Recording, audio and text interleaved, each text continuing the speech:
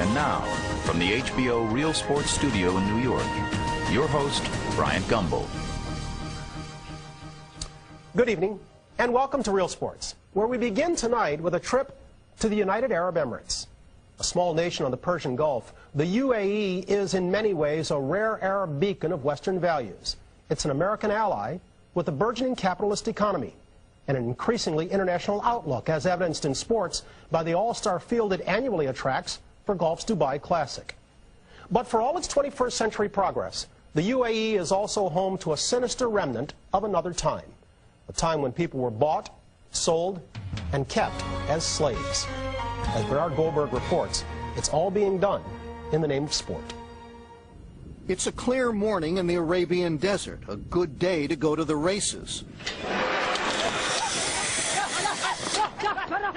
Camel racing is the national sport here in the United Arab Emirates, the favorite pastime among the fabulously wealthy sultans who run this country. If horse racing is the sport of kings, this is the sport of sheikhs. You can't shoot footage like this anymore in the Emirates. These shots were taken a couple of years ago, before the sheikhs barred outside cameras from the races. And exactly what is it they don't want you to see? Well, take a look at the jockeys. They're not grown men like in American horse racing, but small boys. The smaller the boy, the faster the camel. And they're not locals either, but foreign boys, brought here by smugglers in the human cargo business. Many of these boys have been kidnapped from their homes in Pakistan and Bangladesh. Others simply bought from their desperately poor families for as little as $500, so they can race for the pleasure of the sheikhs, who bet money, cars, even gold on the races. There's a word we've heard for boys like these, a word you don't normally hear in the 21st century. Are these children slaves? Definitely. Definitely, why not? They are getting nothing. And these are the ages to get some education, these are the ages to get some good food, some good health. And they are getting nothing. Ansar Bernie is a human rights advocate from Pakistan who has made dozens of secret visits to the desert stables where the jockeys are kept. He's seen how the boys live and work, which is why, so far, he's snuck over 100 of them out of the camps and out of the country. What do they tell you? The atrocities. They will say, please take us away from here. Take me with you. Take wherever you would like. Take me from here. This is a story about child slavery that the sheikhs who rule this land say does not exist.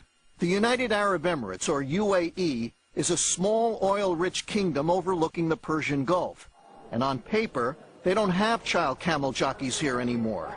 In 1993, under pressure from the West, the sheikhs banned the use of jockeys under 15 years old and 100 pounds, a ban they reinforced in 2002. But that's only on paper. When we began investigating this story a few months after the latest ban, an early morning trip to the races revealed young boys everywhere. They were getting ready to race until the authorities spotted the camera crew. Then it became clear that the only ban the police were enforcing here was the one on cameras. Cancel. No. علي من الشرطة هنا ما قد خدعنا من هذا خلونا على كيفه هو عيال يصبر عيش حق يصبرون عيال حق واقفين هناك يصبرون الباص تعرف شال شريط خلى مخبر شال شريط خلى مخبر منو هذاك عند. So to find out just what was going on in the world of camel jockeys, Real Sports took a trip into the Arabian desert. We went with Ansar Bernie as he visited the camel tracks and stables, plotting his next rescue. Bernie and his wife Shaheen took our British cameraman David Higgs, outfitted with a hidden camera, for a 2-week trek through the UAE. The trip began at a training session at the country's main track, where there were no photography signs everywhere. So it's quite clear that what is happening here is something that they want to take place in secret. And just beyond the signs were the boys. Hello. You're a tiny little one. You're all right. One by one, boys as young as 3 years old were strapped onto the camels to begin their practice runs. They were training in 110-degree heat, riding into the finish area, then running into trucks to go back to the starting line all over again. Every jockey we met was very young and a world away from home. Bangladesh. He's from Bangladesh. Right. Does he know how old he is? Kitne saal ke ho? He doesn't know. We asked one of the trainers how he felt about the work these boys do.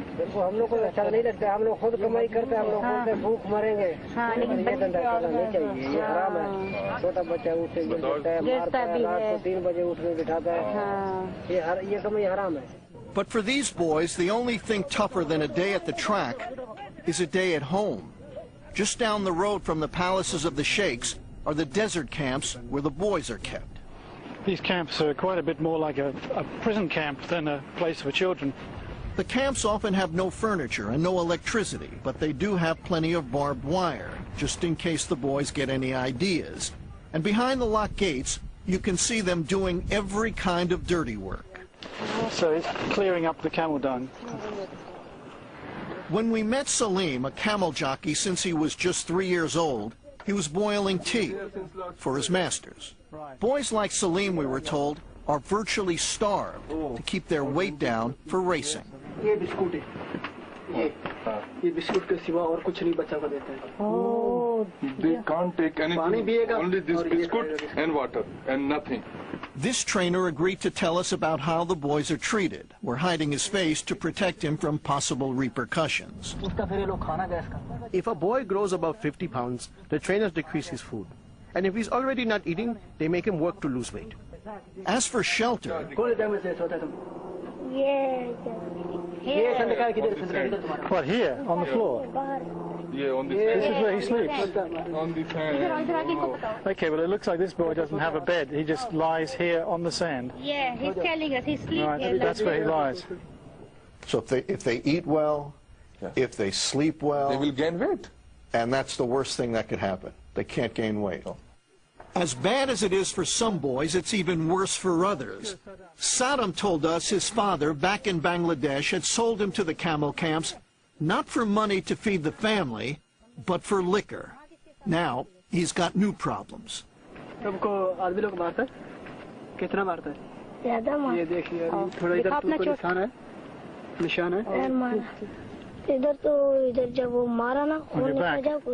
we see? Yes, cause when they hit him and he has lots of bleeding. Oh my goodness. Yes. और ये क्या है? ये चोट कैसे? ये क्या लगा? हाँ. This one is. Yeah. He pick him off the ground and throw him on the ground. It's how they keep the boys in line, the trainer told us, and he showed us just how brutal that training can be.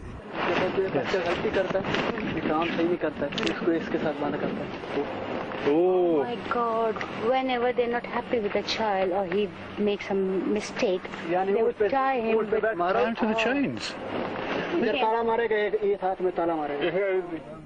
And after he's chained up, the boy is hit, sometimes with his own camel whip. We asked the trainers at this camp if all the boys get this treatment.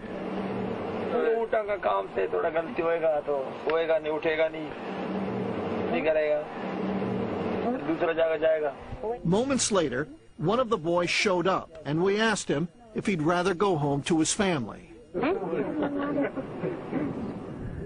When this child first came, he was crying for his mother.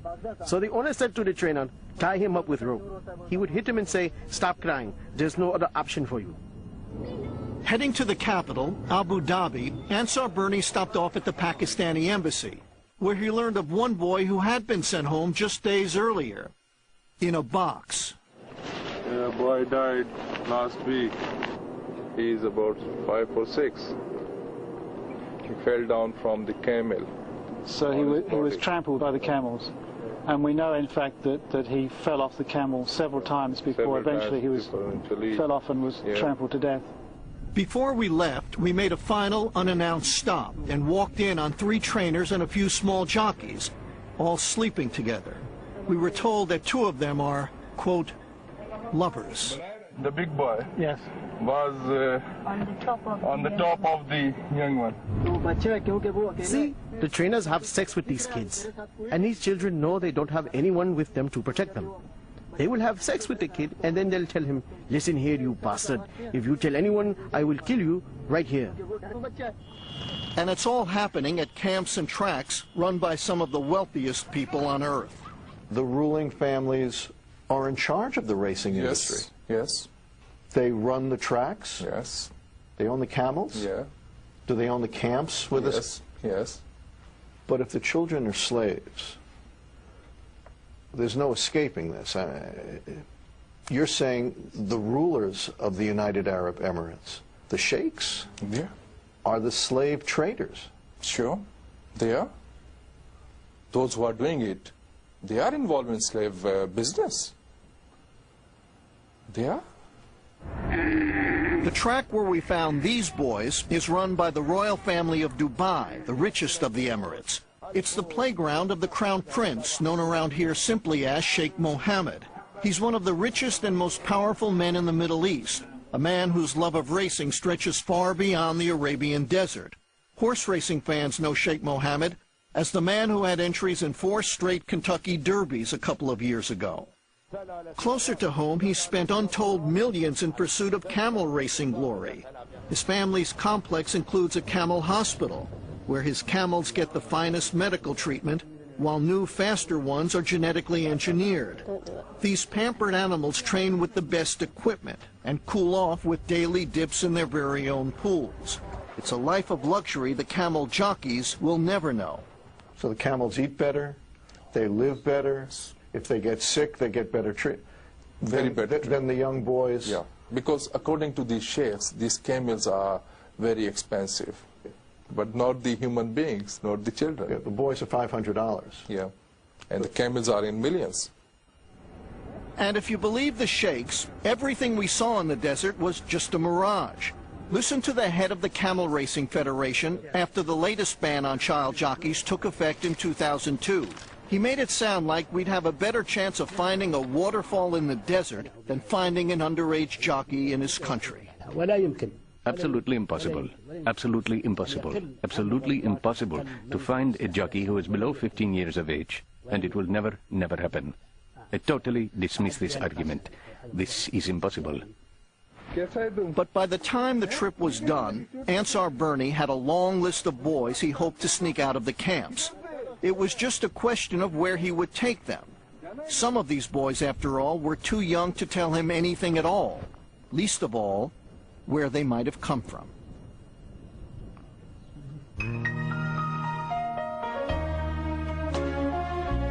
Bernie, UAE officials wouldn't speak with you, but I understand they sent you a letter? Yeah, we tried to talk to them. And for a while, they indicated they would talk to us, but then they just stopped returning our phone calls. But we did get a letter from them just a few days ago.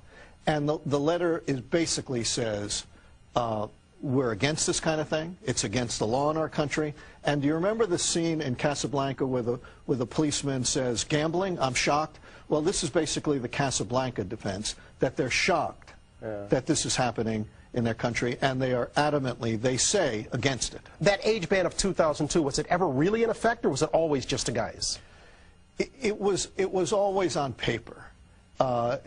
Reinstated in 2002 from 1993. So on paper, they've done all the right things, but the paper never jibed with reality.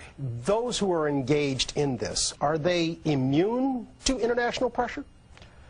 Well, you know, the United States can put sanctions on countries that do things like this, but what kind of sanctions, in reality, are you going to impose on a nation like the United Arab Emirates, where the streets might as well be paved with gold? Yeah, it's like giving financial incentive to Bill Gates. Yeah. What are you going to tell Bill Gates, that we're going to take what away from you? Yeah. So they're immune in that the sultans and sheikhs run the country. Makes it easy. As Bernie noted, exposing the plight of these camel jockeys is only part of Ansar Bernie's mission. Putting an end to the practice and saving those involved are also his priorities. We focus on those ends in the second part of our story from the UAE.